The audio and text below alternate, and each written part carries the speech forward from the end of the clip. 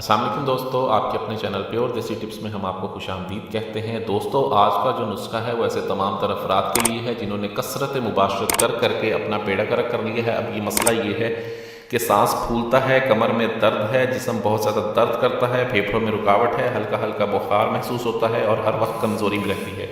तो उसके लिए बहुत ही आला, बहुत ही ज़बरदस्त नुस्खा आपको बताऊँगा जिसके इस्तेमाल से आपकी सेहत जो है वो बहाल होगी। ठीक है, मर्दाना क़ुव्वत को ये बढ़ाता है और आपकी जिनसी क़ुव्वत में बहुत ज़्यादा इजाफा करके आपकी मर्दाना क़ुव्वत की सलाहियतों में बेपनाह इजाफा करता है।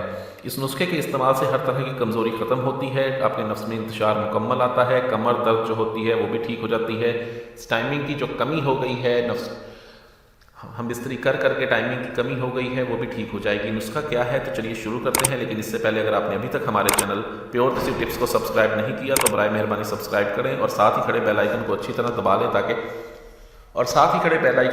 ताकि हमारी आने वाली हर नई वीडियो का नोटिफिकेशन आप लोगों को मिल सके। नुस्खा ऐसे तमाम तरह अफराद के लिए बहुत ही मुफीद है जो कसरत जमा की वजह से अपने आप को बहुत ज़्यादा कमज़ोर कर चुके हैं, जिनकी कमर में बहुत ज़्यादा दर्द रहता है, चलते फिरते सांस फूलती है, जिस्म में हल्का हल्का बुखार महसूस करते हैं, हर वक्त थकावट कमज़ोरी महसूस करते हैं, तो उनके लिए नुस्खा है।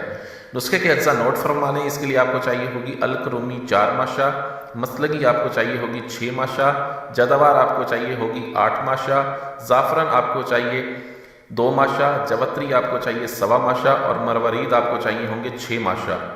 ये ख्याल रखें कि ये सारी दवाएं बिल्कुल खालिस होनी चाहिए। हर एक दवा को बिल्कुल अलग-अलग बिल्कुल मिसले मैदा इसका सफ़ूफ बनाएं। बिल्कुल मिसले मैदा सफ़ूफ बनाने के बाद आप इसको इकट्ठा कर लें, कपड़ छान करें। कपड़ छान करने के बाद अरके गुलाब में आप इसको हल करके इसकी गोली बना लें, चने के दाने के बराबर।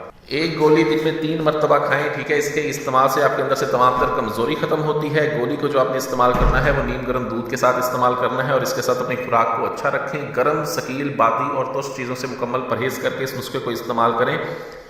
बहुत आला, बहुत ही ज़बरदस्त नुस्खा है। इस नुस्खे को बनाएं, इस्तेमाल करें। वीडियो अच्छी लगी हो तो वीडियो को लाइक करें, वीडियो को शेयर ज़रूर कर दिया करें ताकि दूसरे लोग भी इससे फ़ायदा उठा सकें। मुझे अगली वीडियो तक के लिए इजाज़त दें। अपनी सेहत का बहुत ख्याल रखें। शुक्रिया, अल्लाह हाफ़िज़।